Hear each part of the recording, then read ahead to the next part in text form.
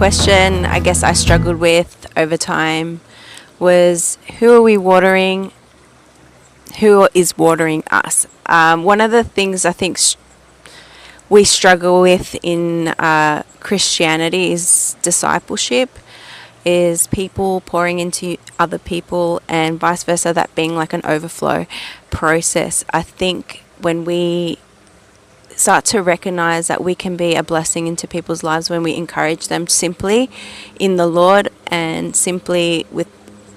the Word of God, if we do that more often and we start to build a momentum of who we are touching in our lives, like pretty much friends, family, and if you start to witness and you start to be brave enough to share what God puts on your heart to share, if you start to, reach out and do things that you've probably never tried before, it starts to have a ripple effect. And I do believe that if you can just be the catalyst to that change, if you can be the person who jumps in first, then others won't be so afraid. And I think that's what's stirring in my heart, is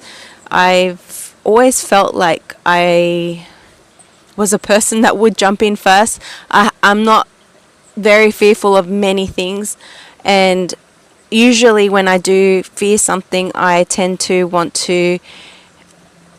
stretch myself and push myself in that fear, and until that becomes comfortable and a place that no longer challenges me. So that is something that's within my personality. But what I would recommend is understanding that we're never meant to be in a place of fear. And if there are areas of our lives that we are fearful, God is there to help us through it, and God is there to challenge us and to stretch us so that we don't have any fear in this world, and we become stronger in Him and more confident and have His wisdom and we have His understanding of things. So